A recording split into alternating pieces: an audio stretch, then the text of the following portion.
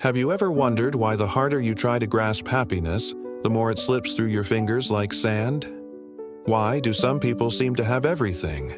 Wealth, fame, status, yet deep down, they still feel an invisible void, an unnamed unease.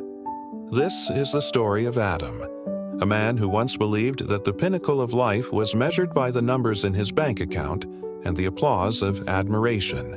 From a young age, Adam was the embodiment of success. He built a business empire from scratch, lived in a luxurious villa overlooking the city, and owned things others only dared to dream of. Every goal he set, he conquered. Every peak he aimed for, he ascended. By all societal standards, Adam was a happy man. But in the quiet nights, when the city's neon lights had faded and only the ticking of his expensive clock remained, Adam faced a harsh truth. He was not happy. The feeling of triumph after each major deal lasted only a few days, sometimes even a few hours, before the familiar emptiness returned.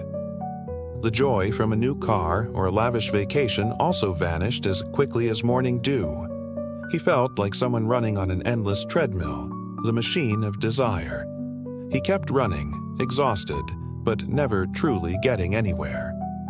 Modern psychology calls this hedonic adaptation, an ironic paradox that directly pursuing happiness is precisely what makes it most elusive. Adam didn't understand that much of what he called the pursuit of happiness was in fact a relentless effort to escape discomfort. The anxiety of failure, the fear of not being recognized, the underlying sense of inadequacy, all felt like a chronic itch on his skin. And each achievement, each luxury item, each compliment was just a scratch. It provided immediate relief, a fleeting sense of pleasure, but it never healed the root cause of the itch. On the contrary, the more he scratched, the more irritated his skin became, and the itch seemed to worsen afterward. His life had become a vicious cycle of itching and scratching, of craving and temporary relief. One day, during a business trip to an ancient city, a sudden downpour forced Adam to take shelter in a small tea house tucked away in a quiet alley. There, he met an old man with silver hair and kind eyes, calmly brewing tea. People called him Master Kai. There were no grand discussions about business or philosophy. Master Kai simply offered Adam a cup of tea and began his story with a simple question. Do you find this life full of dissatisfactions? Adam, for the first time in years, shed the facade of a successful businessman and admitted his weariness. He spoke of the emptiness, of the endless cycle of conquest and disappointment. Master Kai listened attentively, then smiled and said, "What you are experiencing, the Buddha called dukkha, suffering, dissatisfaction. This is not a punishment or a personal failure. It is simply a truth, an inherent part of life when we don't truly understand it. That is the first of the four noble truths." Adam was surprised. He had always thought suffering was something negative, to be avoided at all costs.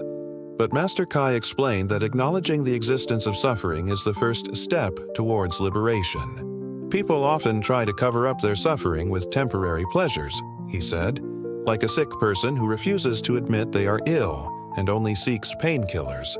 But painkillers never cure the root cause of the illness. So, what is its root? Adam asked.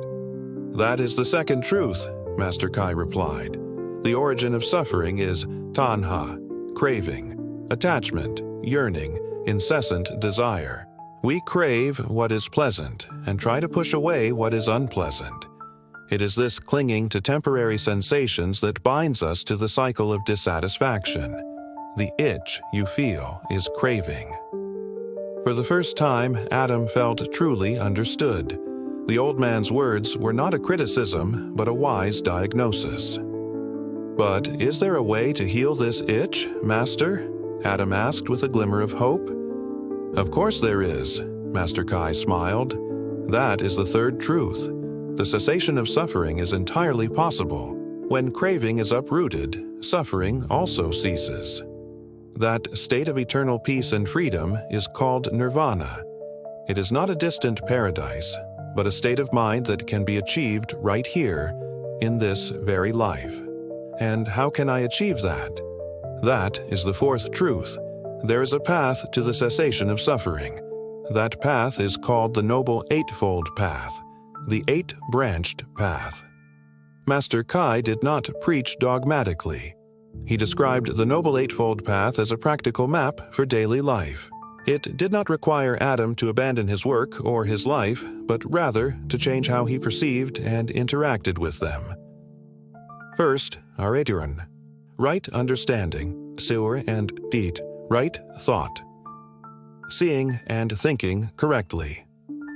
He advised Adam to begin observing his own mind, to realize that money and fame are not the essence of happiness, but merely temporary means. To understand that everything is impermanent, coming and going, and clinging to them only brings suffering. Next are right speech, right action, and right livelihood. Truthful words, actions, and occupation. Master Kai suggested Adam reevaluate his business practices. Did they harm others or the environment? Did his words bring harmony or division? Living an ethical life was not a sacrifice, but a way to create inner peace, a tranquility that no bank account could buy. Finally, and most importantly, are right effort, right mindfulness, and right concentration. Correct endeavor, awareness, and focus. He taught Adam a simple method. Sit still for 15 minutes each day, simply to observe his breath. Without judgment, without trying to change anything, just simply being aware. Your mind is like a glass of muddy water, he said. If you keep stirring it with desires and worries, it will never become clear. But if you let it settle, the mud will naturally sink, and you will see its inherent clarity. Adam returned to the city, but he was no longer the same man. He didn't sell his company, nor did he move to the mountains. He remained a businessman, but with a transformed heart and mind. He began to practice what Master Kai had taught. He spent time each morning meditating, observing the streams of thoughts come and go without being carried away by them. In meetings, he listened more, spoke more constructively. He started business ventures not just for profit, but also for the benefit of the community. Gradually, Adam noticed a miraculous change. The invisible void within him began to fill, not with new achievements, but with a deep sense of peace. He still faced challenges and difficulties at work, but they no longer agitated him as before. He no longer felt the itch. His joy now came not from signing a big contract, but from seeing one of his employees grow, from a leisurely afternoon stroll in the park, from fully savoring a hot cup of tea. He understood that the Buddha never said we were forbidden to be happy.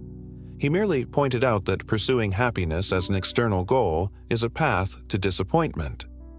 The true purpose of life is not a hunt for fleeting happiness, but a courageous journey to understand and eradicate the root causes of suffering: greed, hatred, and delusion. And the miracle is that when we stop chasing the butterfly of happiness, when we instead focus on tending the garden of our minds, pulling out the weeds of greed, tilling the soil of wisdom, and watering it with compassion, then one day, without seeking, the most beautiful butterflies will naturally fly in and alight.